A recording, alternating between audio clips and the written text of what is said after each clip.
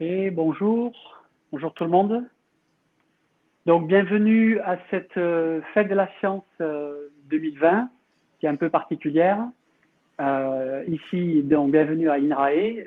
Aujourd'hui, on va vous montrer, avec cette visite virtuelle, un endroit d'expérimentation qui s'appelle TPMP, que je vous représenterai tout à l'heure. Donc, je suis donc Nemo Peters et je suis ici avec trois autres collègues, Félicia Mavian, Fabrice Devoile et Mehdi Kafif, qui vont intervenir aussi pendant cette visite virtuelle. Donc, je passe aussi la main peut-être vite fait à Marianne, donc, qui est à la régie, responsable communication, et donc qui va nous présenter un petit peu la façon dont ça va se passer.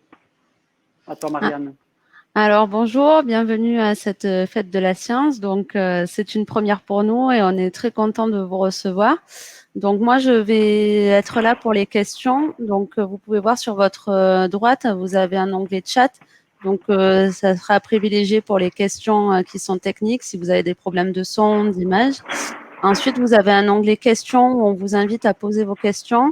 Et vous verrez, vous pourrez voter pour les questions. Si une question a déjà été votée, au lieu de reposer la question, vous pouvez voter pour cette question.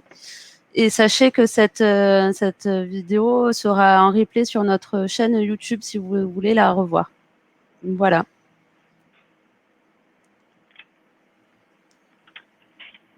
Donc, comme a dit Marianne, vous n'hésitez pas à poser des questions et à différentes séquences, il y aura des moments où Marianne dira ses questions et nous essaierons d'y répondre. Donc, bienvenue à tous.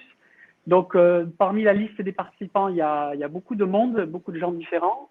Il y a une école de Tarabel que je salue. Bonjour les élèves de Tarabel, mais également une classe de lycée, Pierre-Paul Riquet, je pense, des BTS, des collègues INRAE et puis d'autres personnes, des privés. Voilà, tout le monde est bienvenu.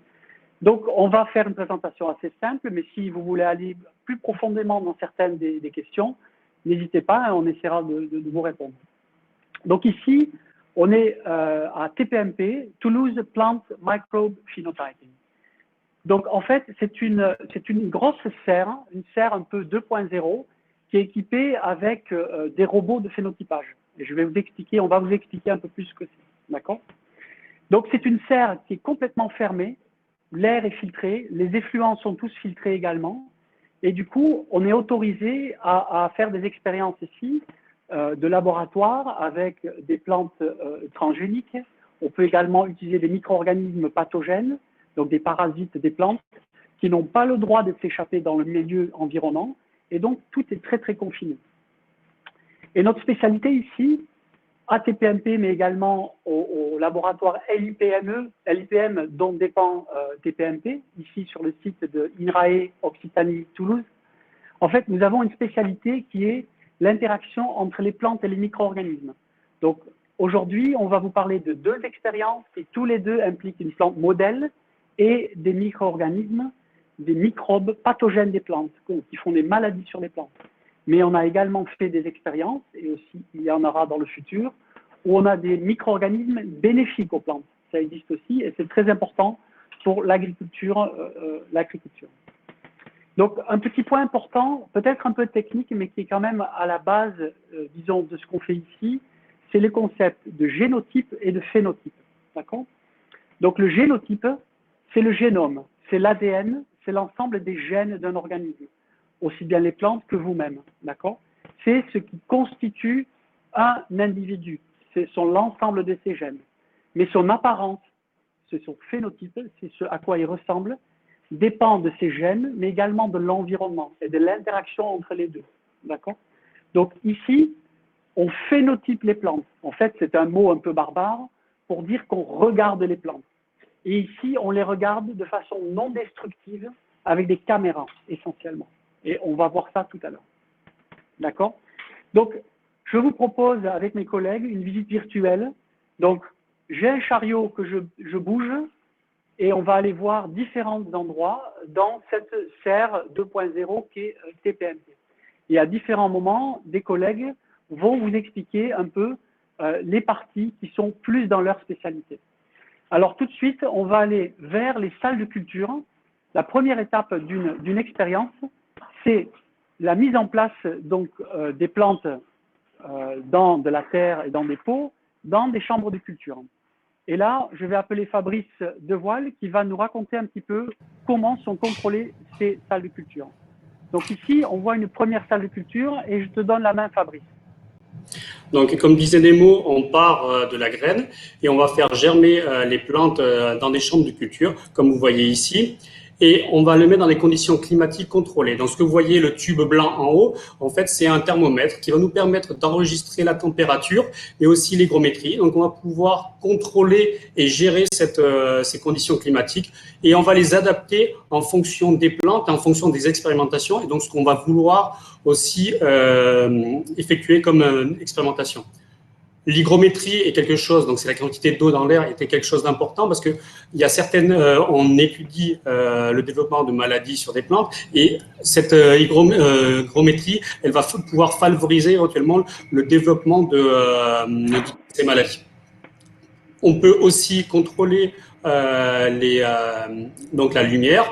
Et on a ici, donc, ce sont des chambres avec des types d'éclairage LED qui ont des spectres bien déterminés. Donc, c'est-à-dire une qualité de lumière qui va apporter du rouge et du bleu en fonction des besoins. Donc là, on a perdu la connexion avec Nemo, mais donc on avait la chambre de culture, donc avec ces éclairages. Et donc, ce sont dans ces chambres-là que l'on va préparer les plantes et qui vont être ensuite chargées sur les robots. Donc là, ce sont des plantes que dans cette chambre de culture, justement, qui a permis à préparer les plantes que vous allez voir maintenant. Nemo, si tu reprends la main. Ouais, je m'excuse et j'étais pas sur la bonne caméra, donc vous avez peut-être pas dû bien voir ici les chambres de culture. Donc, en fait, les chambres de culture, comme le disait Fabrice, sont équipées avec des luminaires de type LED, qui sont bien communs maintenant, et beaucoup d'appareils chez les gens sont aussi maintenant en LED. Donc maintenant, je reviens un petit peu en arrière ici, je bouge tout le temps, et juste, je vais vous passer une vidéo qui est en fait la vidéo en accéléré de la mise en place de l'expérience que je vais vous montrer dans un instant. Donc, je vais partager ce média. Donc, c'est la vidéo 5.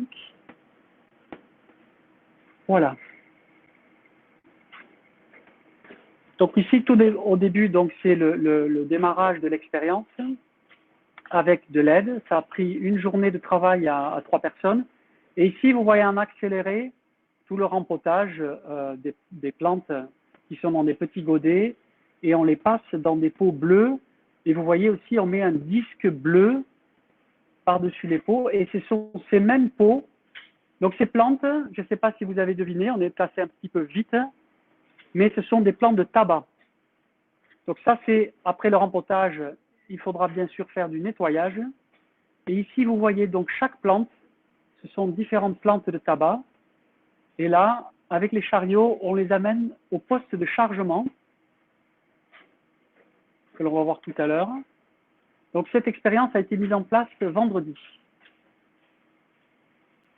Au moment du chargement, l'ordinateur nous permet de décider quelle plante est mise dans quel convoyeur. Et donc là, vous voyez Fabrice en train de choisir le bon numéro de plante et de les mettre, chaque plante à sa position dans un convoyeur.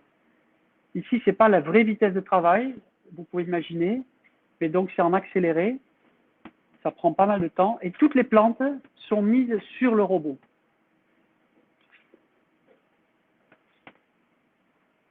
Ici, vous voyez une plante, ça c'est en vitesse, en vraie vitesse, rentrer dans la serre, et les plantes sont élevées dans une serre. Et donc ici, on va voir la suite de ces plantes-là en accéléré, et donc on va également aller dans cette serre.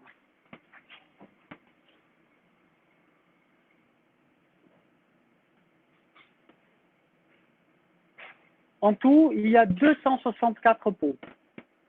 Et donc, je ferme ce média et on va aller ensemble voir cette serre.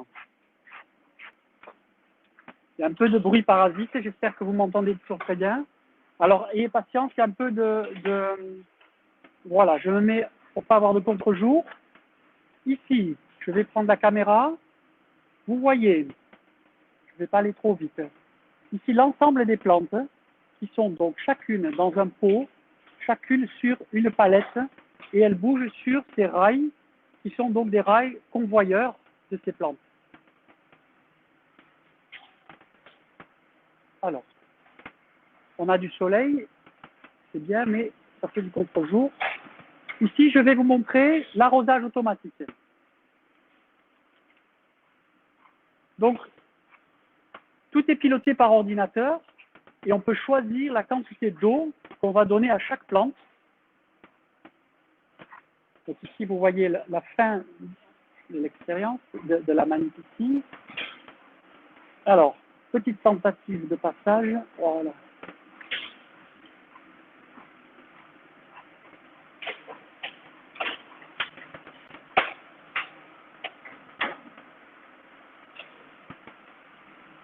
Ah, enfin. Alors, est-ce que tout le monde est avec moi encore? Ça a l'air de marcher. Oui, comme disait Sandra Fuentes. Bonjour Sandra. N'hésitez pas de poser des questions et on va les lire. Après cette petite séquence, on va faire un petit arrêt sur des questions. Ici, juste, je vous présente ce qui se passe ici. On va attendre la prochaine plante. Est-ce qu'on voit bien? Oui, on voit bien. Donc, cette plante a été arrosée. On est en attente de... Faut qu'elle bouge. Alors, je commence déjà l'explication. Ici, en bas, vous avez une balance. Donc, je fais un focus sur la balance en bas. Et ici, un bras. Les 4 boutons poussoirs, c'est une balance. C'est la balance qui est connectée à la balance du bas. Ça va peser le système et l'ordinateur va nous dire combien d'eau il faut rajouter. Il y a un arrosage et une pesée en direct de cet arrosage-là. Il y a un contrôle de la balance. Éventuellement, s'il y a besoin de rajouter de l'eau, le bras articulé reste et rajoute quelques millilitres d'eau pour faire le poids final. Donc ici, chaque plante peut être élevée comme on veut, plus ou moins arrosée. D'ailleurs, on peut faire des stress d'arrosage, par exemple, également. J'en profite pour vous montrer ici ce petit boîtier bleu, ici, est un détecteur de puce RFID. Vous voyez mon doigt ici? C'est une petite puce RFID, comme ce que vous avez sur le téléphone portable pour le paiement sans contact. Et donc, l'ordinateur sait quelle plante est à cet instant ici et quelle plante vient de passer. Et c'est comme ça, en fait, qu'on peut piloter l'arrosage par individu. D'accord? Peut-être je vais sortir de la serre ici, me mettre sur le côté, profiter du temps pour poser vos questions sur le chat. Je vais sortir parce qu'il y a un peu trop de bruit pour bien communiquer avec vous et après je prendrai vos questions avant de faire la suite.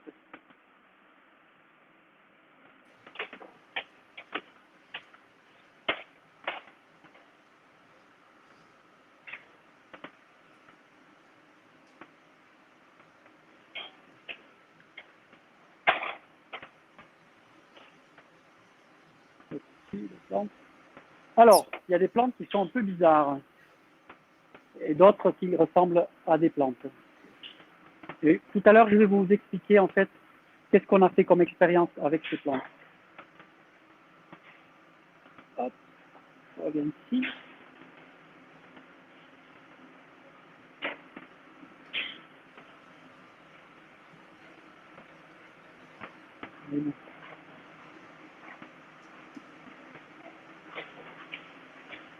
Alors, Nemo, on a une question de Stéphanie Mas qui demande quel est le rôle du disque bleu?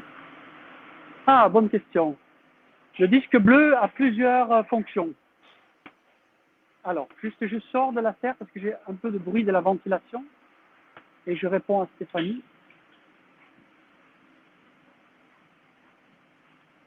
On va se positionner ici. Ok.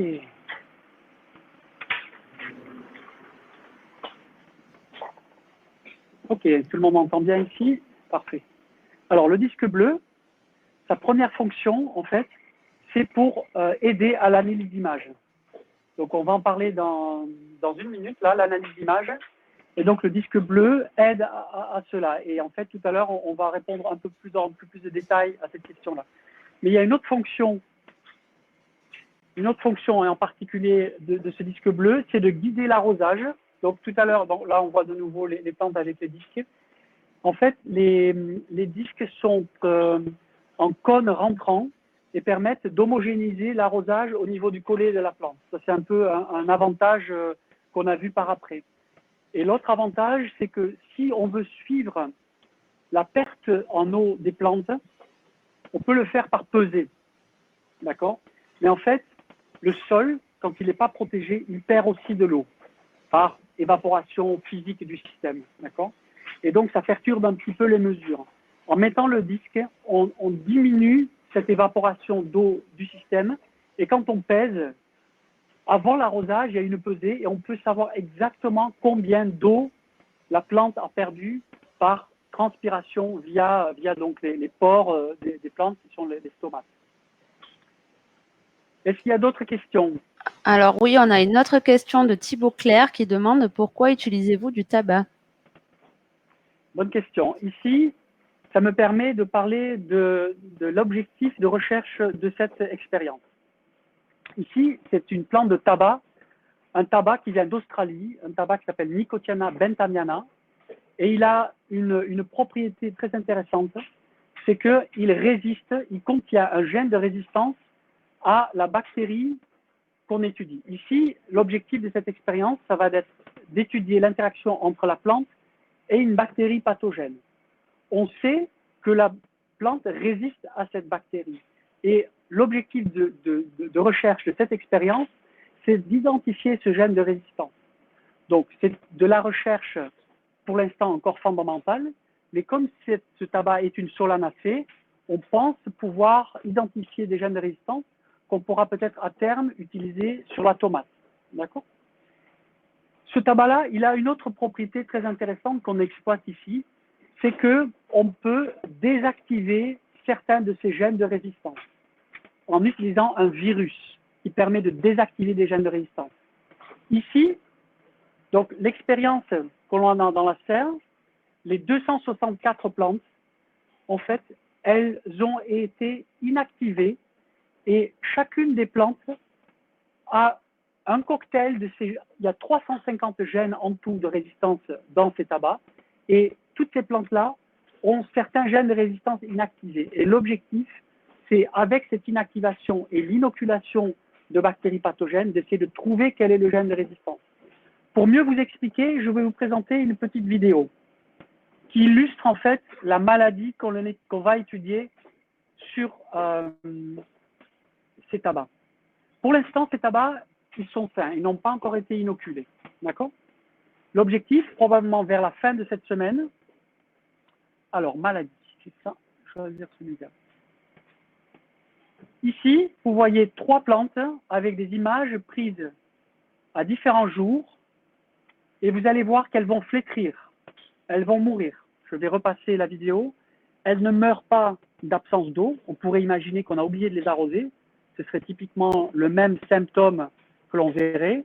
En fait, ici, ces plantes poussent très très bien, mais elles ont été inoculées avec une bactérie dans le sol. Cette bactérie vit dans le sol, arrive à infecter les plantes par les racines et à coloniser l'intérieur de la plante tellement qu'elle bouche les vaisseaux du xylème et empêche l'eau d'arriver aux feuilles. Et c'est pour ça qu'on a ces symptômes. Donc plus tard, sur cette expérience que je viens de vous montrer donc dans la serre, on va vouloir inoculer ces mêmes bactéries pathogènes pour en fait trouver la plante qui va flétrir et ne plus résister. Ici, ce que je vous ai montré, c'est un cas particulier où on a inoculé avec une bactérie qui est pathogène sur ce tabac, qui fait complètement flétrir ce tabac. Alors, ça peut être un peu technique ces explications, mais si vous voulez, je peux répondre à d'autres questions, toujours sur cet espace, avant que l'on passe sur la partie d'après. Alors, pendant que l'on parle, je ne sais pas si vous avez remarqué, mais du coup, je vais vous montrer, les plantes bougent. Les plantes bougent comme des petits trains sur un rail, et elles vont faire le tour. Elles vont par là et elles reviennent par là. En fait, elles rentrent dans ces boîtes ici. Ces boîtes qui sont juste à côté de moi. Alors pour vous, c'est peut-être difficile de voir avec la perspective. Et moi, je vais faire le tour de ces boîtes. Là-haut, en fait, ce sont des caméras. On ne les voit pas, elles sont dans des boîtes là-haut. Et il y a aussi de l'éclairage. Ici, après, on va revenir. Alors là, il y a beaucoup de soleil, je vais avoir du contre-jour. Alors, est-ce que tout le monde voit bien? Ça devrait marcher. Voilà. Donc ici, moi je suis ici, d'accord? Donc les plantes viennent les unes après les autres. Vous voyez encore ici,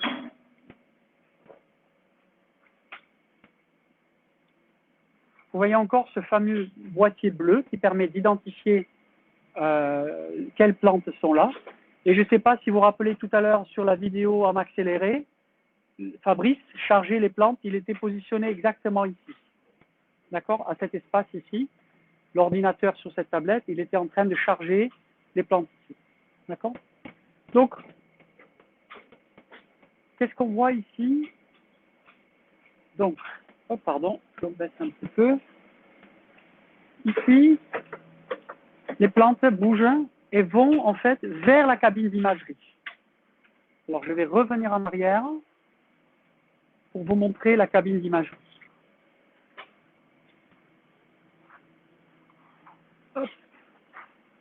Alors, j'ouvre pour avoir un meilleur accès. Voilà.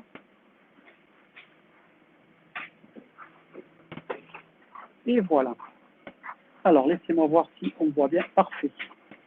Alors, ici, on va laisser l'expérience se faire un petit peu.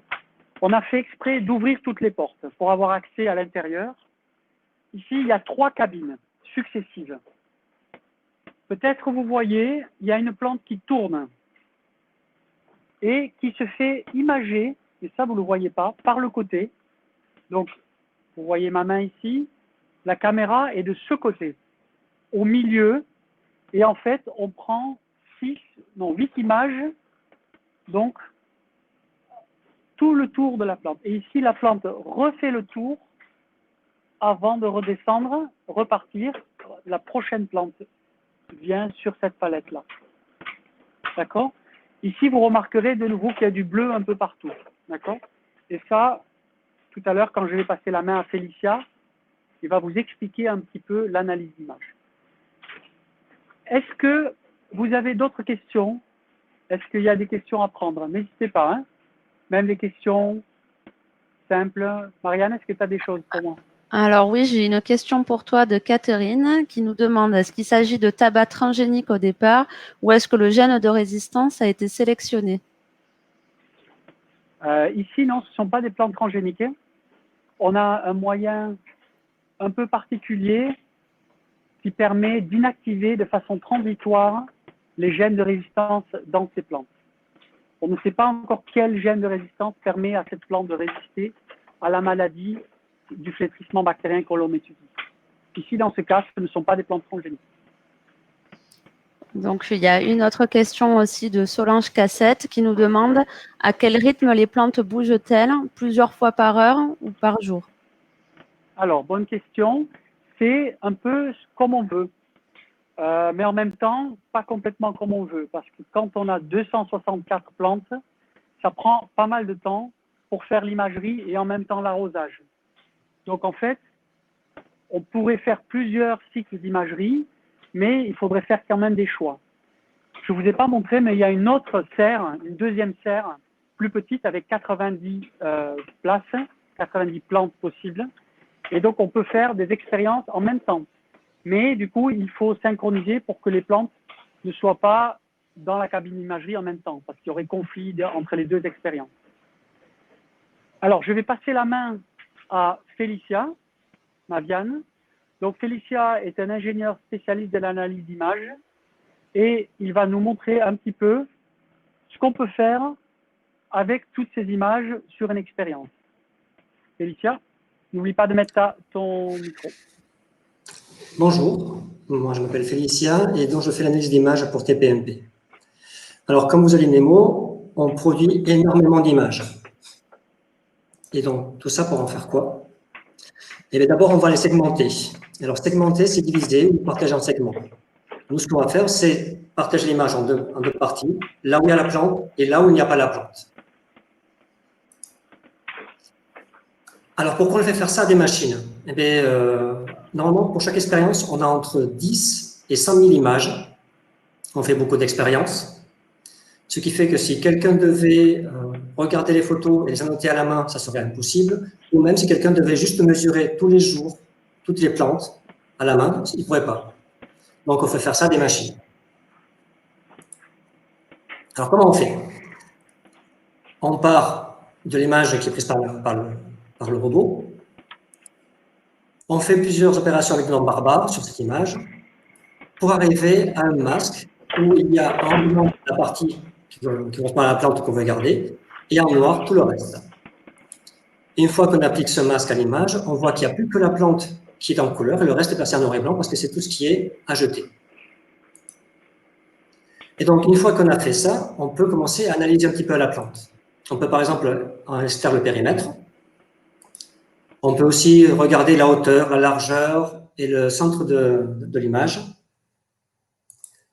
On peut aussi avoir la surface de la plante, avoir des données sur la couleur. Et si on le veut, on peut même séparer la plante en plusieurs parties que l'on va analyser de façon séparée. Tout ça est par la suite regroupé dans un CSV qui est une espèce de tableau où chaque colonne correspond à une variable. Ici, à TMPMP, on en sort à peu près 120 colonnes. Et chaque ligne correspond à l'état d'une plante à un instant donné. En sachant qu'à chaque fois qu'une plante va à l'imagerie, comme vous avez Nemo, il va y avoir 8 images de prise. Et après, avec ces 8 images, on va faire une ligne en faisant une médiane. Alors, ce CSV, qu'est-ce qu'on en fait après? Alors, on pourrait en effet le lire mot à mot, ligne à ligne, comme si c'était un livre. Mais bon, avec 12 millions de cases, il faudrait 3333 heures pour le lire, ce qui correspond à 138 jours. Et ça, si quelqu'un faisait que ça, 24 heures sur 24. Ce qui serait assez déprimant pour la personne. Donc, c'est pour ça qu'on a des outils de visualisation. On peut par exemple suivre la surface d'une plante au cours des expériences. Et là, on voit une expérience qu'on a fait il y a déjà un petit moment, où on a pris des photos de plantes de tomates qui ont été infectées par la même maladie qu'on a mis sur les tabacs. Et on voit leur évolution. On voit qu'il y en a certains qui arrêtent de grandir parce qu'ils sont malades et qui sont morts. Par contre, d'autres, soit qui n'ont pas été infectés, soit qui ont été infectés par une variété de la maladie qui ne fait pas de symptômes, continuent à grandir sans problème. On peut aussi comparer les plantes entre elles. Là, par exemple, on a mis chaque couleur correspond à un traitement différent et on voit l'évolution des différences de ces traitements au cours de l'expérience. Jour 0, jour 1, jour 2, et ainsi de suite jusqu'à la fin, où on voit qu'il y a certaines plantes qui résistent très différemment d'autres. Et finalement, par un outil mathématique très savant, on peut voir l'évolution globale de l'expérience sur toutes les plantes. Et là, on voit comment les plantes en rouge qui ont été très infectées sont très loin des plantes en mauve, ici, qui n'ont pas été infectées. Voilà, c'est tout. Si vous avez des questions. Alors, Félicia, il y a 2 questions. Alors, je ne sais pas si les 2 sont pour toi. Donc, il y a une question de Solange qui demande quelle image stockez-vous, en quelle quantité, toutes, et si oui, on les garde toutes, où est-ce qu'on les met?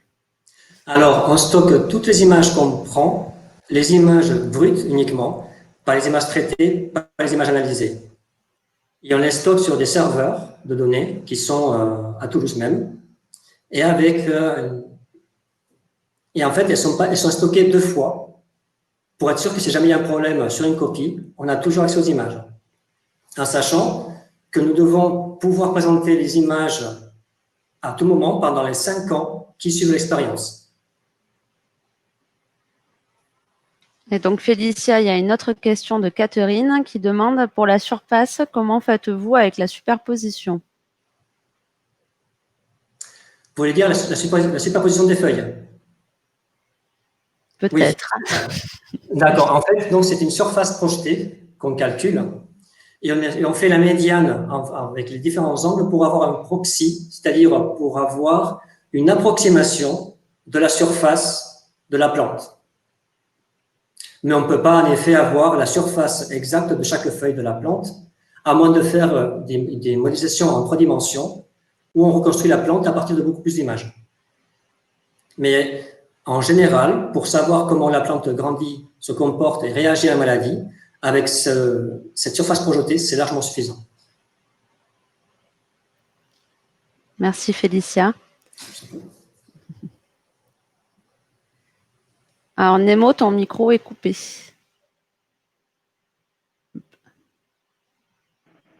Ok, c'est bon. Normalement, vous devriez m'entendre. Ok, oui, effectivement, les dernières questions sont importantes. Donc, effectivement, on ne mesure pas exactement la surface des feuilles. Ça peut être fait, soit par modélisation 3D, ou bien un peu à l'ancienne, je dirais, on peut couper toutes les feuilles, les poser à plat, les scanner et analyser la surface de ces feuilles. Le problème de ça, c'est que si on coupe les feuilles et qu'on les scanne comme ça, on ne peut faire qu'un seul point de mesure, puisque c'est destructif. Donc, le phénotypage ici par caméra, il est bien, il est rapide, mais il ne répond pas à tous les besoins et à toutes les questions. On ne peut pas avoir ou difficilement la vraie surface de toutes les feuilles. Par contre, on peut avoir, comme disait Félicia, une surface très proche de la vraie surface des plantes, mais on peut faire ça plusieurs fois par jour et sur toute une cinétique, y compris les week-ends. Si on veut le faire le jour, la nuit, on peut également. Du coup, on a accès à des cinétiques beaucoup plus fines que de faire par mesure destructive. Voilà. Donc, il faut voir que voilà, il y a un avantage de faire du phénotypage automatisé, mais ça ne répond pas à toutes les questions. D'accord? Alors, profitez toujours alors, justement, je vois les données sont-elles accessibles après un certain temps? Données publiques pour un travail d'étude d'étudiant.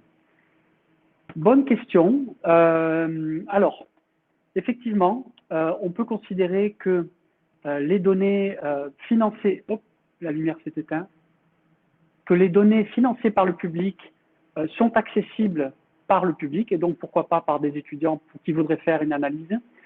Attention quand même, le chercheur, même si c'est avec de l'argent public, il y a la notion d'achèvement de son expérience. Donc, il peut garder la main sur ces données pendant un certain temps, parce que sinon, des groupes qui voudraient faire la même chose pourraient vite analyser les données et publier avant lui. Ce n'est pas l'esprit. D'accord? Si jamais vous êtes intéressé, donc c'était Catherine Tournebise-Bertrand, si vous êtes intéressé par ce genre d'approche, de faire des analyses a posteriori de données qui auraient déjà été acquises, vous me contactez, vous me mettez un mail et on peut discuter. Effectivement, on a toujours des expériences, même des expériences pilotes, que l'on peut analyser ensemble, effectivement.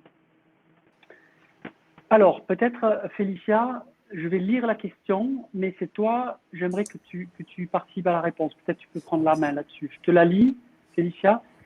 Thibaut Claire, la couleur des feuilles est-elle prise en compte dans les mesures? Alors, la réponse est oui. La réponse courte est oui. La réponse longue, c'est Félicia qui va la faire. D'accord. Alors, la réponse longue, c'est qu'on prend en compte… en théorie, on pourrait donner toutes les valeurs de toutes les couleurs de la plante, ce qui ferait noyer la personne. Donc, ce qu'on fait, c'est qu'on prend… alors, déjà, une image pour ordinateur, c'est juste 3 tableaux. D'accord? La façon la plus commune de représenter cette image, c'est avec un tableau avec tout le vert, un tableau avec tout le rouge et un tableau avec tout le bleu. D'accord? Donc, et par exemple, ce qu'on va faire, c'est qu'on va donner, dans l'espace qui est occupé par la plante, la valeur moyenne du bleu, la valeur moyenne du vert, la valeur moyenne du rouge, et aussi quelque chose qu'on appelle l'écart type, qui est à peu près est-ce que la plante ou est-ce que la couleur en question varie beaucoup sur cet axe? C'est-à-dire, est-ce que sur le vert, tout le vert est pareil, ou est-ce qu'il y a un vert très clair et un vert très foncé qui se balade là-dedans? Et il y a aussi d'autres façons de représenter des images. On peut, au lieu d'utiliser le rouge, le vert et le bleu, on peut dire qu'on va utiliser, par exemple, à quel point la couleur est claire, à quel point elle est saturée et quelle est sa teinte. Et pareil, quand on a ça, pour chaque composante, on va donner la valeur moyenne et l'écart type. Et avec ça, on peut avoir une évolution de la couleur de la plante au niveau de l'expérience. Et par exemple, pour Ralstonnia, c'est-à-dire la maladie qui affecte ces plantes, au fur et à mesure que la plante devient malade, elle passe du vert au marron.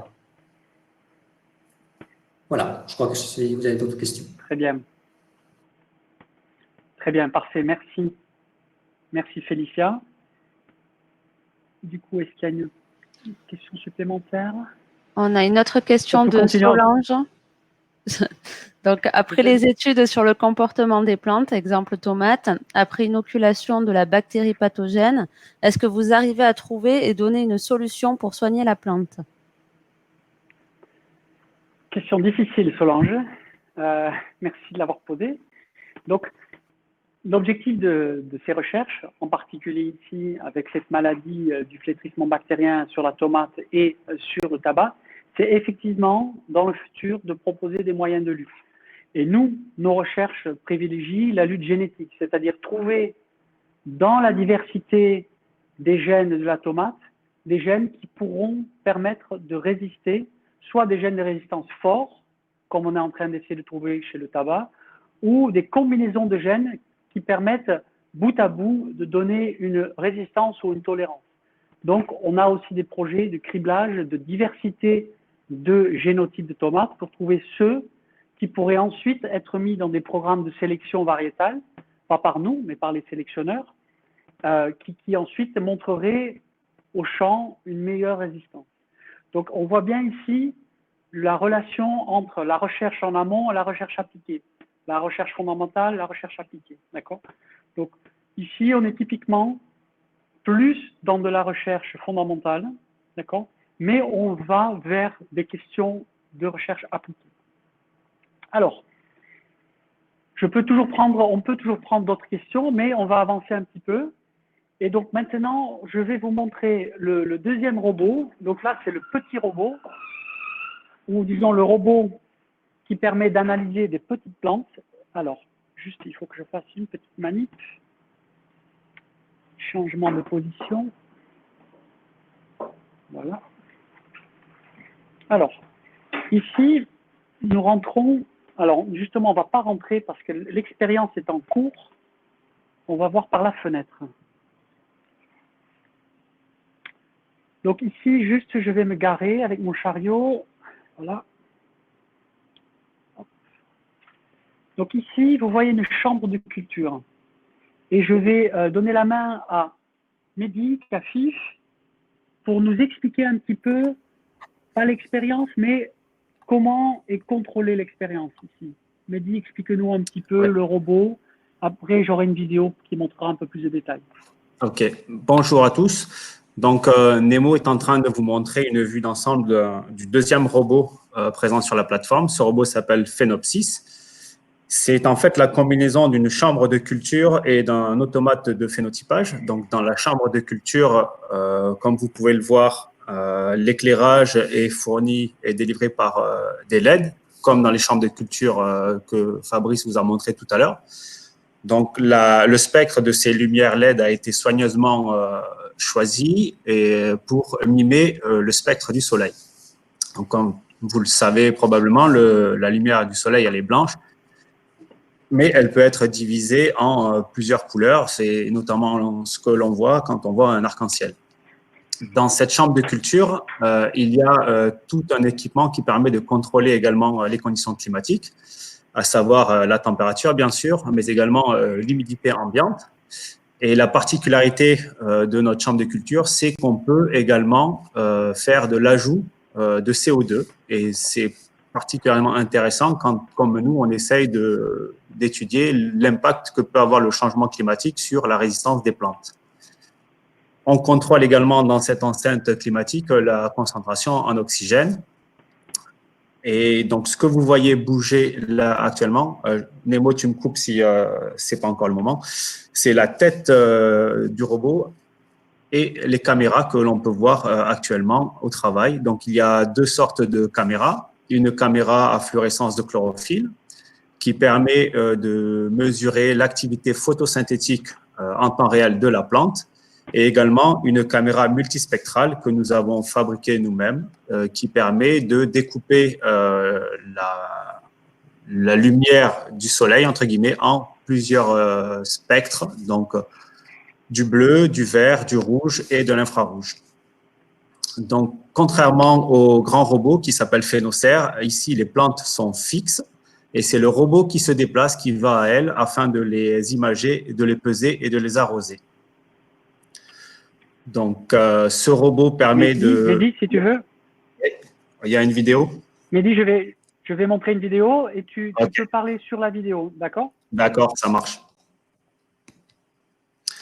Donc ici, vous pouvez voir en gros plan les deux caméras et en dessous, sur le portique, il y a une balance comme dans le robot Phénocère. Et donc, il y a un piston qui permet de soulever les pots et de les peser individuellement. Donc ici, ce sont les pompes péristaltiques qui permettent d'arroser la plante. On peut apporter soit de l'eau claire, soit de l'engrais, soit un mélange d'eau claire et d'engrais. Et c'est le robot qui décide, enfin, après nos consignes, qui détermine le mélange approprié. Donc ici, vous pouvez voir les différents plateaux. Sur chaque plateau, il y a 36 alvéoles qui peuvent contenir les plantes. Et en tout, dans le Phénopsis, nous avons 14 plateaux, ce qui porte sa capacité à 504 plantes. Donc, en gros plan, vous avez une plante d'arabette qui a à peu près 28 jours aujourd'hui, puisque l'expérience a été démarrée il y a un mois maintenant. Une particularité du travail en Phénopsis, comme Nemo vous l'a expliqué tout à l'heure, on travaille sur des bactéries, avec des bactéries pathogènes. Et donc, la particularité, c'est que les pots ne sont pas percés pour éviter qu'il y ait une dispersion des bactéries dans l'environnement. Donc, vous voyez actuellement le robot au travail. Il est en train de peser chaque pot individuellement. Donc, la petite balance se déplace en dessous. Le piston prend en charge un pot, le soulève et le pèse. Donc, vous voyez ici le piston qui est posé sur la balance. Oh, pardon. Voilà. Tu veux que je le repasse ou pas, Mehdi? Non, ça va aller. Donc, vas-y. Je vais te passer, par contre, l'expérience. Alors, peut-être, parle-nous de la question scientifique ici. Je vais repasser la vidéo précédente, mais juste qu'on puisse voir les plantes. Et tu peux nous parler un petit peu de quelle était la question scientifique. Donc, l'expérience qui est en cours. La question scientifique. D'accord. L'expérience qui est en cours, c'est un partenariat avec la société iMine et l'équipe Ecogène du LIPM, donc qui a pour but de modéliser la croissance des plantes. Là, en l'occurrence, c'est des plantes d'Arabidopsis en fonction des différentes conditions qu'on va leur appliquer, et ce pour essayer de déterminer l'impact que pourrait avoir le changement climatique sur la croissance des plantes en elles-mêmes et sur leur capacité à résister à des bactéries pathogènes. Donc, cette expérience est un réplica technique de manip qui ont eu lieu précédemment et qui en contient 6. Donc, actuellement, le design expérimental, c'est-à-dire la composition de l'expérience, fait que il y a à peu près 472 plantes actuellement dans le robot. Donc, chaque plante est présente en double. On ne connaît pas exactement la position des duplicats. Et donc, il y a différents designs expérimentaux. Le premier qui est le contrôle, donc la durée du jour est de 12 heures. Il y en a 2 avec ce design expérimental-là. Ensuite, on va tester l'influence de l'augmentation de la durée du jour sur la croissance des plantes. Donc, on va passer à une durée de jour de 14 heures. Et ensuite, on va utiliser le modèle expérimental numéro 1, c'est-à-dire une photopériode de 12 jours, mais on va appliquer un stress biotique, c'est-à-dire qu'on va pulvériser une bactérie qui va causer une maladie sur ces plantes-là et on va essayer d'observer l'impact de la bactérie sur la croissance des plantes. Et on s'attend à ce qu'il y ait une différence entre des plantes qui seraient résistantes et des plantes qui seraient sensibles.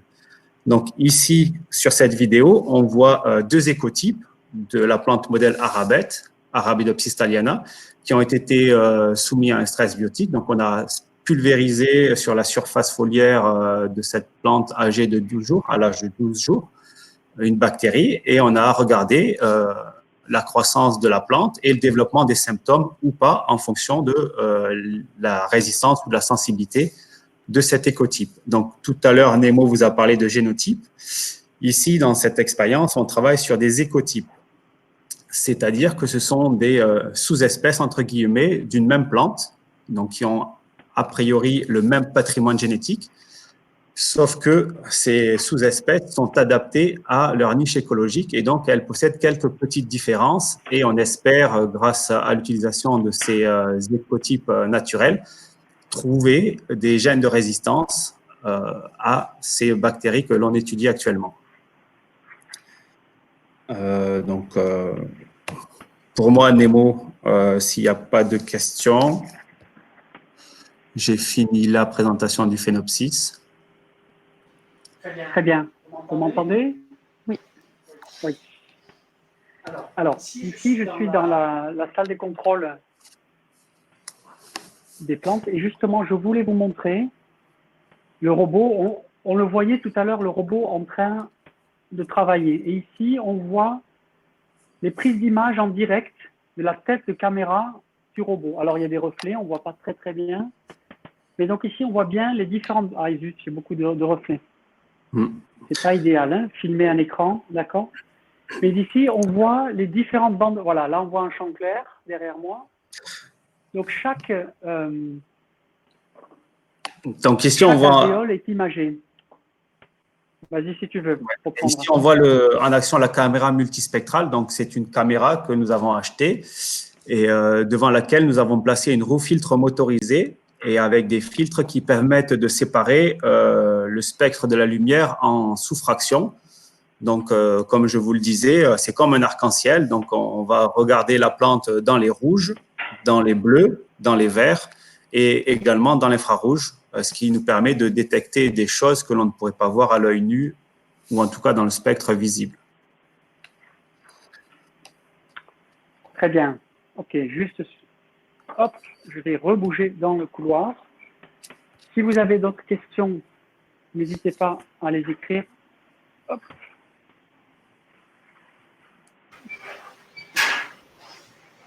Alors, nous avons une question de Solange qui nous demande « Est-ce que toutes ces plantes ont la capacité de communiquer entre elles, comme il semble que les arbres communiquent entre eux, en forêt par exemple ?»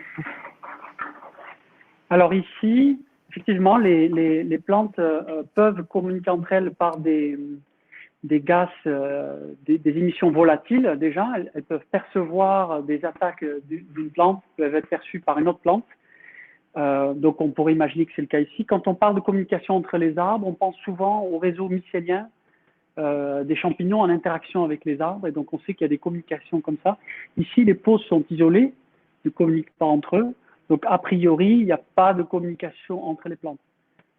C'est un point intéressant parce que l'équipe écogène du LIPM étudie en particulier l'interaction entre les plantes. Mais ça, c'est dans des systèmes expérimentaux où les plantes sont semées à l'intérieur d'un même pot pour justement pouvoir communiquer plus prochement. Est-ce que vous avez d'autres questions? Des questions nouvelles, je veux dire des questions récentes de ce qu'on vient de vous montrer, ou les questions par rapport aux manips précédentes, ou toute autre question relative à nos recherches, ou justement des questions de curiosité que vous pourriez avoir. N'hésitez pas.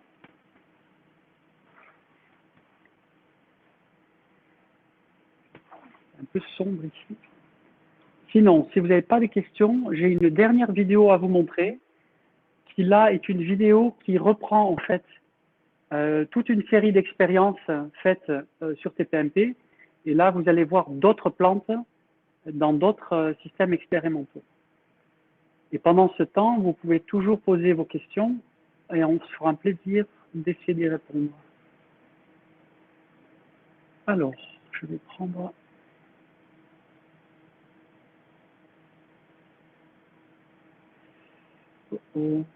Ici. C'est un diaporama un petit peu. Donc là, vous voyez l'extérieur que vous n'avez pas vu. Ici, du tabac, des expériences assez similaires à ce que je vous ai montré tout à l'heure.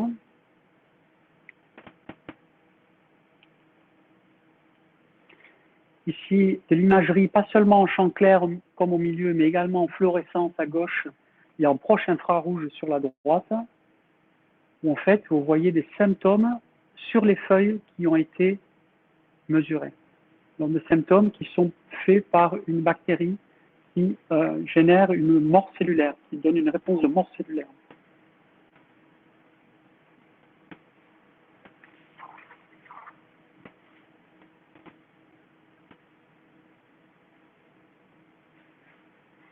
Voilà le symptôme à la fin. Donc ça, c'est ce qu'on a vu également. Déjà les mêmes pots, donc ici une tomate. Ça, c'est donc le début d'une expérience. Et pareil, l'installation sur le robot de phénotypage. Ici, vous avez l'arrosage que vous avez déjà vu. L'imagerie, cette fois-ci en excitation fluorescente. Pareil, les levées des plantes et la rotation des plantes. Hop. Désolé pour le bruit.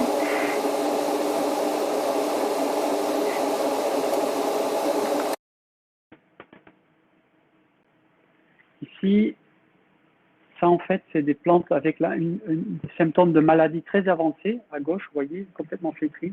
Et là, on reprend finalement l'analyse d'image que vous a expliqué Félicia. En fait, on essaye de trouver seulement l'information plante et se débarrasser du reste. Ici, on peut suivre en temps réel, ça c'est l'intérêt du phénotypage, en temps réel, les caractères apparaître. Donc ici, c'est pas toujours pareil, c'est le flétrissement. On a aussi fait des expériences avec du tournesol. Ici, vous voyez des petits tournesols, les semis, une installation dans les pots. Et ici, l'expérience était avec une plante parasite qui s'appelle l'orobanche. C'est une plante, je fais juste une petite pause, une plante parasite qui affecte les cultures de tournesol, de plus en plus en France également, mais beaucoup en Espagne. Et donc, c'est une plante parasite qui s'attache sur les racines du tournesol. On a travaillé avec des collègues du LIPM là-dessus également. On peut amener les tournesols à floraison, mais attention, quand ils sont grands, ils ne peuvent plus passer dans la cabine d'imagerie. Donc, il faut s'arrêter avant. Ça, c'est la taille maximale que l'on pourrait imaginer. Ici, vous voyez de l'imagerie, c'est la même plante prise à différents jours. Par le dessus, en champ clair, sur le côté. Ça, ce sont des expériences Brachypodium, c'est une graminée modèle, avec un champignon mycorhizien. Donc ça, c'est un micro-organisme, un champignon bénéfique à la plante. Il aide à la nutrition de la plante. Toujours pareil, cette expérience. Ici, pareil, c'est une diversité génétique de plantes, la diversité naturelle qui a été étudiée pour voir la qualité de l'association avec le champignon mycorhizien. Pareil, l'imagerie, un peu bruyante.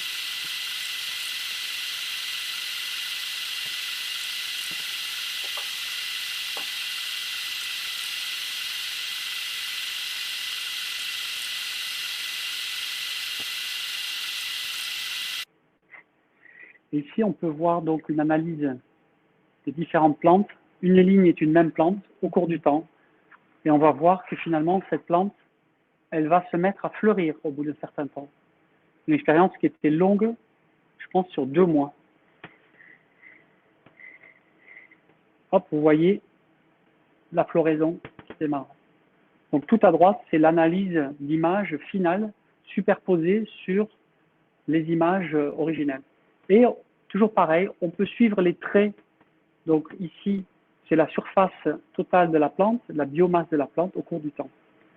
Et donc là, on revient sur les plantes d'Arabidopsis, comme on a vu tout à l'heure. Ici, on voit, comme tout à l'heure, les différentes plantes vues du dessus, avec beaucoup de diversité dans la taille et la forme des feuilles. Et on a, voilà, donc ça c'est la même vidéo que tout à l'heure, donc c'est en accéléré, c'est la pesée des pots en accéléré.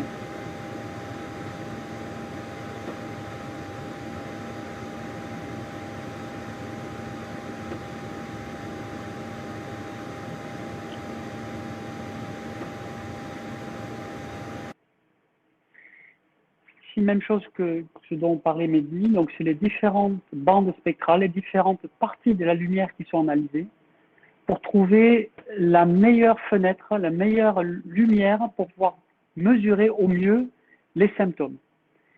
Donc ici, ce sont des symptômes de bactéries pathogènes des feuilles, deux types de bactéries, essentiellement des xanthomonas et des pseudomonas. Et ici, on voit en fausse couleur les différents symptômes. Et voilà, j'en ai fini avec cette vidéo et nous avons terminé avec cette présentation. Est-ce qu'il reste des questions, Marianne? Oui, nous avons une question de Léa en terminale qui nous demande: un virus peut-il se transmettre d'une plante à l'autre? Oui, alors ma spécialité de recherche, ce n'est pas les virus, mais c'est bien connu que les virus peuvent se transmettre d'une plante à l'autre, en particulier par les pucerons, par exemple, ou d'autres insectes, des insectes qui viendraient piquer les plantes, sucer la sève des plantes, se charger en virus et ensuite les transmettre.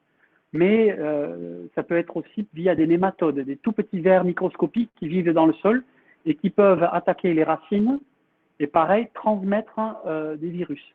D'ailleurs, c'est la vection la plus commune des virus, c'est par les insectes. Il y a beaucoup d'insectes différents qui transmettent beaucoup de virus différents. Mais je ne suis pas du tout spécialiste de cette question de recherche. Il y a des collègues à INRAE qui sont bien plus calés que moi.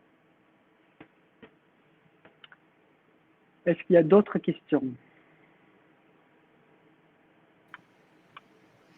Non. Pour l'instant, il n'y a pas d'autres questions, mais allez-y, n'hésitez pas à poser vos questions. Donc, merci déjà à tous de nous avoir suivis pour cette première visite virtuelle en temps de Covid.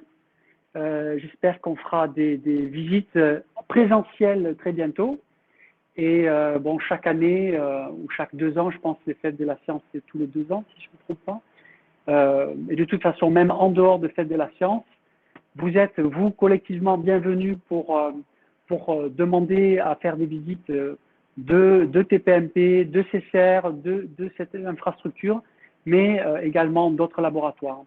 Donc, passez toujours par le service communication d'INRAE et nous, on est à votre disposition pour essayer de répondre à vos questions, à la fois grand public, mais aussi école, voire BTS, qui seraient intéressés par avoir plus d'informations. Voilà.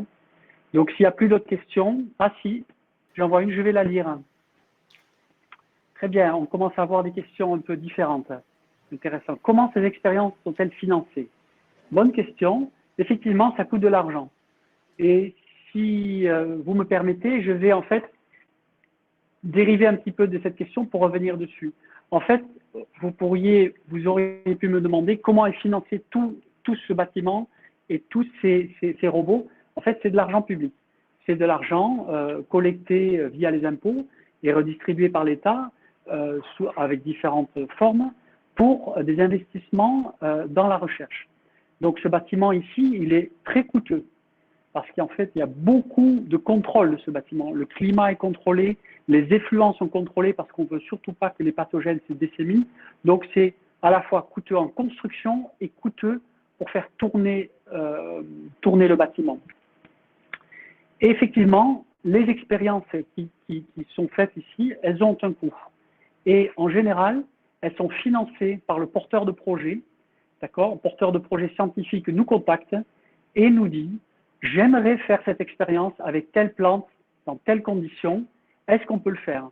On étudie la question, on regarde dans nos plannings si on a la place, on fait des petites expériences pilotes qui permettent aux chercheurs, aux porteurs de projet de se dire effectivement, ils vont pouvoir traiter ma question de recherche ou pas. Et si on le fait, on met en place l'expérience et on facture l'expérience selon si c'est une EPST, donc du public, de l'académique, ou si c'est du privé. Ce n'est pas le même prix. D'accord? Parce qu'il y a beaucoup d'investissements publics ici, donc l'académique paye moins cher les expériences. On a travaillé déjà avec des Américains aussi, des Suisses, et puis beaucoup de projets de toulousains, mais également des projets de nos collègues INRAE de Versailles, aussi de Paris 11, l'Université Paris 11. Donc différents projets, en fait, c'est en fait une plateforme de service. Elle ne sert pas juste localement à nos équipes à Toulouse. Elle est ouverte à l'ensemble des questions de recherche. Bien sûr, sous réserve que l'on peut faire l'expérience. Alors, Nemo, on a deux autres questions qui sont arrivées. Donc, on a une question de Anne-Marie Lousteau qui nous demande « Comment faites-vous pour vous assurer qu'il n'y ait pas d'erreur ou mélange sur les données récupérées sur les différentes plantes ?» Félicia, est-ce que tu pourrais un peu expliquer le codage des expériences et le codage des plantes pour permettre le suivi entre l'analyse d'image, le stockage et l'analyse des résultats? D'accord. Alors, je vais d'abord commencer par donner une définition de ce qu'est une métadonnée. Une métadonnée, c'est un mot très compliqué, donc quelque chose de très simple, c'est juste une donnée sur la donnée. Quand on prend une image, une photo, on y associe toujours le nom de la plante, le nom de l'expérience, la date, l'heure, et plein de paramètres. Et ils sont tous insérés dans ce qu'on appelle une base de données, qui sont des tables où on peut faire des liens entre les objets. C'est-à-dire qu'on peut toujours demander d'avoir l'image de telle plante prise à telle heure d'expérience. Et ça fait que, comme il ne peut y avoir qu'une seule plante dans une cabine à un instant donné, chaque image est annotée de façon absolument unique. Donc, on ne peut pas demander quelque chose et avoir autre chose.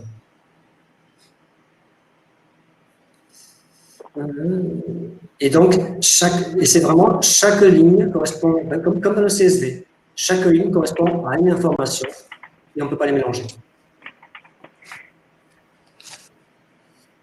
Par exemple, dans le phénopsis, vous avez vu qu'il y a des alvéoles et il y a 14 plateaux. Donc, les plateaux sont numérotés de 1 à 14 et les alvéoles sont numérotés de 1 à 36. Donc, chaque plante est en fait identifiée par des coordonnées plateau-alvéole. Donc, plateau 1, alvéole 1, plateau 1, alvéole 2, et ainsi de suite jusqu'à l'alvéole 36 du plateau 14. Et en faisant la liaison entre le fichier Excel qui recense le nom de la plante, le véritable nom de la plante et son nom de code pour le robot, on arrive comme ça à tracer toutes les informations qui appartiennent à la plante et qui permet de donner des ordres au robot.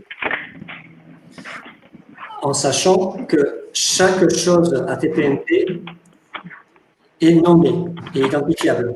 C'est-à-dire que chaque caméra a un nom qu'on peut connaître, chaque plante, chaque chariot est identifié, chaque robot est identifié, tout est nommé, absolument. Je pense qu'il y a d'autres questions. On va avancer un petit peu. Marianne, tu peux nous en poser d'autres? Oui, alors on a une question de Patricia Hague qui demande « Comment faites-vous pour éviter les contaminations dans la serre ?»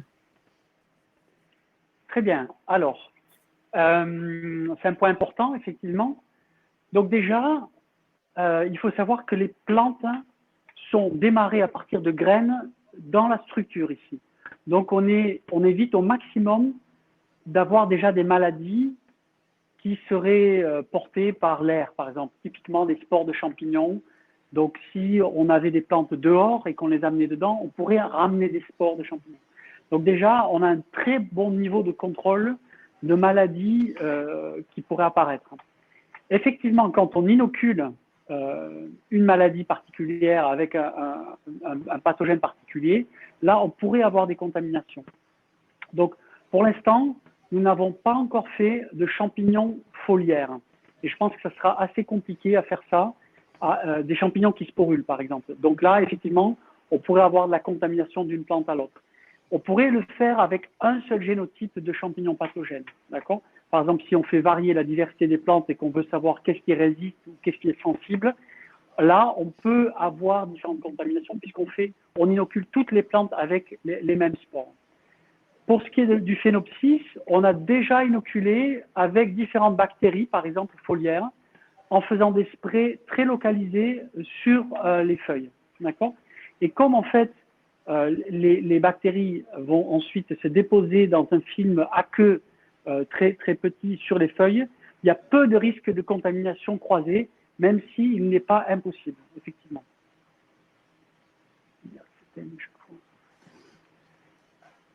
D'autres questions? Oui, alors nous avons les étudiants de BTS qui nous demandent comment faites-vous pour éviter que les micro-organismes présents dans la terre interfèrent dans la manipulation? Alors, très bonne question. Effectivement, la terre que l'on utilise, c'est du terreau, donc ce n'est pas stérile. Donc, il peut contenir, et c'est même sûr qu'il contient un certain nombre de micro-organismes. D'accord? Alors, c'est en général des bactéries assez neutres pour la plante. D'accord? C'est des bactéries qui se nourrissent des débris organiques qui sont déjà dans ce terreau, et il n'y en a pas tant que ça. D'accord? Le problème, si on autoclave du sol, il est très vite recolonisé par des micro-organismes qui sont dans l'air. Et du coup, on pourrait avoir des colonisations un peu différentes. Du coup, le sol qui serait autoclavé serait recontaminé de façon un petit peu différentielle. Donc, en fait, il vaut mieux avoir un terreau très normé, même s'il n'est pas stérile, pour nos expériences. Et de toute façon, là, la bactérie qu'on rajoute dans le sol, elle vit dans le sol de façon naturelle, pas ici, mais dans les pays tropicaux. Et du coup, elle arrive effectivement à être en compétition pour les nutriments du sol avec les bactéries déjà résidentes dans le sol. J'en profite de cette question pour vous parler d'une expérience dans laquelle, en fait, a été ajouté des spores d'un champignon mycorhizien. Et là, par contre, c'était très important d'être sûr qu'il n'y avait pas déjà de spores de ce champignon mycorhizien dans le substrat dans lequel les plantes ont été installées.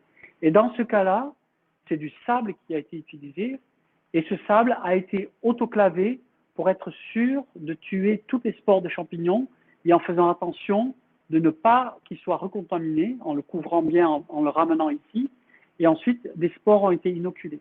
Mais effectivement, c'est une question très importante de bien être sûr de ce qu'on apporte dans l'expérience. Donc, on a une autre question de Cécile Cobé qui nous demande pour qui sont produits les virus et bactéries qui servent aux inoculations. Oui, aussi très bonne question. Vous avez pu remarquer qu'ici, en fait, il n'y a pas de laboratoire de microbiologie, d'accord? Donc, on ne peut pas produire les inoculums ici. En fait, le laboratoire, pardon, ici, cette plateforme de phénotypage est adossée au laboratoire des interactions plantes-micro-organismes, LIPM, qui est une UMR INRAE CNRS.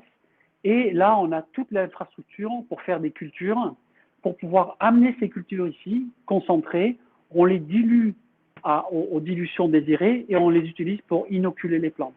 Donc, pour être autonome, cette plateforme de phénotypage devrait avoir un laboratoire de microbiologie associé. Et d'ailleurs, il y a une extension prévue l'année prochaine qui contiendra un petit laboratoire de microbiologie pour répondre en partie à ce besoin. Et donc, nous avons une autre question et la dernière question de Thibaut Claire qui demande pourquoi pourrait-on disposer des résultats de recherche, notamment sur les micropsis? Alors, bonjour, donc des gens du lycée Pierre-Paul Riquet, où mon fils va également au lycée. Alors, disposer des résultats de recherche, alors pour ça, il faut toujours d'abord discuter avec les porteurs de projets de ces recherches, qui sont souvent disposés à aider les professeurs de SVT ou des étudiants intéressés. Mais encore une fois, donc, ce sont effectivement des résultats souvent produits avec de l'argent public, mais quand même, il faut toujours être en concertation avec les porteurs de projets pour voir si ces résultats sont disponibles. Je ne peux pas m'engager à leur place. Par contre, je peux transmettre votre demande. Et donc, en particulier, cette expérience dont j'ai parlé, c'était celle dirigée par Benoît Lefebvre au laboratoire. Et donc, je vous invite à rentrer en contact avec moi et je vous mettrai en relation avec lui.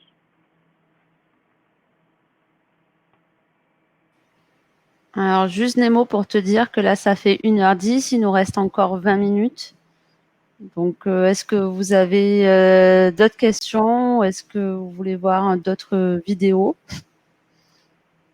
Est-ce que l'école de Tarabel, bonjour l'école de Tarabel, CM1, CM2, c'est bien ça, de la classe de Laurence.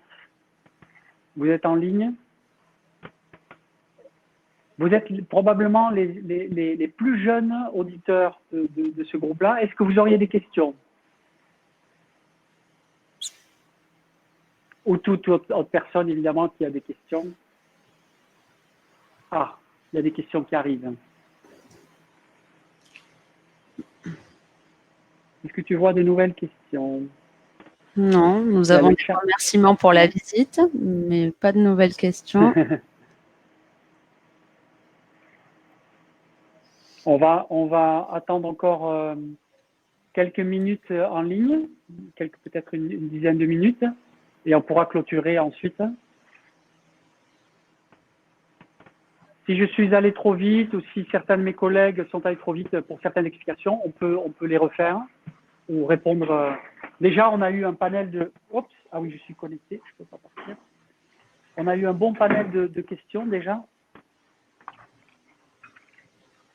qui ont permis de bien répondre à différentes préoccupations. Alors, nous avons une question qui vient d'arriver de Stéphanie Mas qui nous demande: pouvez-vous nous dire quelle formation vous avez? Donc, je suppose Très bien, oui, effectivement, nos métiers. On n'a pas trop parlé de nous.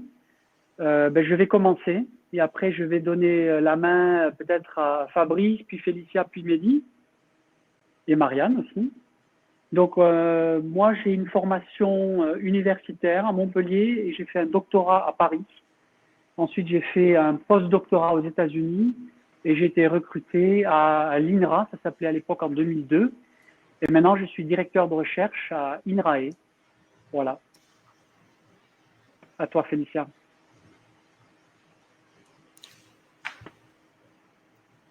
Tu as ton... Donc, moi, j'ai une formation universitaire en traitement d'image. À l'époque, ça s'appelait un DEA, maintenant je pense que ça s'appelle un Master 2. Et donc, c'est une formation à cheval entre les mathématiques et l'informatique. Et je suis ingénieur d'études en CDD. À toi, Fabrice.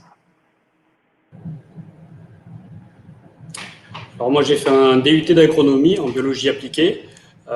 Et donc, pendant 15 ans, j'étais assistant de sélection dans le domaine privé pour créer des variétés de melons et de courgettes. Et donc, je suis arrivé en 2015 à INRA en tant que responsable du service production des végétaux au laboratoire à l'IPM et pour une part de mon temps donc, sur la plateforme pour m'occuper de la gestion climatique, le pilotage de robots phénocères et du suivi du bâtiment. Mehdi.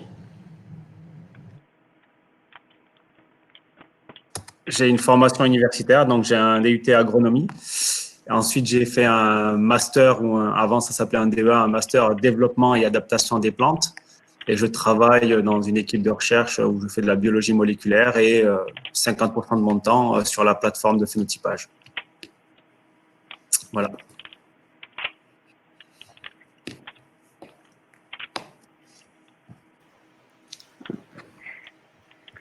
Très bien. Marianne, tu veux nous dire? Moi, je vais juste en profiter pour vous dire que du coup, les fêtes de la science, c'est tous les ans. Et du coup, une année sur deux, nous organisons des portes ouvertes sur le centre INRAE Occitanie Toulouse.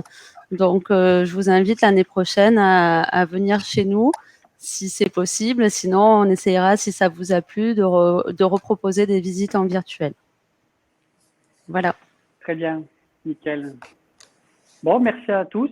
C'est un peu bizarre de parler alors que tout l'auditoire ne peut pas parler, mais on me dit que vous êtes là. Donc effectivement, la vidéo sera disponible. On va l'éditer un petit peu, peut-être, s'il y a besoin. Et elle sera disponible ensuite. Hein. Voilà. Il y a une question. Ah, il y en a qui essayent de placer des stagiaires. Est-ce que vous recherchez des stagiaires biotech du 4 janvier au 26 décembre 2021 ? Je ne peux pas vous répondre comme ça. Contactez-nous, même si accueillir des stagiaires en ce moment, c'est pas forcément le plus simple, mais ça se fait. Donc moi, personnellement, je n'en accueillerai pas, mais peut-être que les collègues, je pourrais toujours transmettre votre demande. Voilà. Merci à vous, Marianne. Je te laisse clôturer. Hop. Ben, merci à vous, merci. On espère à tous que ça vous a plu. On essayera de vous envoyer un questionnaire de satisfaction pour pouvoir avoir vos retours. Parce que là, n'ayant que le chat pour nous poser des questions, donc si vous voulez plus largement vous exprimer, vous en aurez la possibilité. Voilà. Ben, merci en tout cas d'avoir été présent. On est content que vous ayez été aussi nombreux à participer. Merci, au revoir. Au revoir. Au revoir.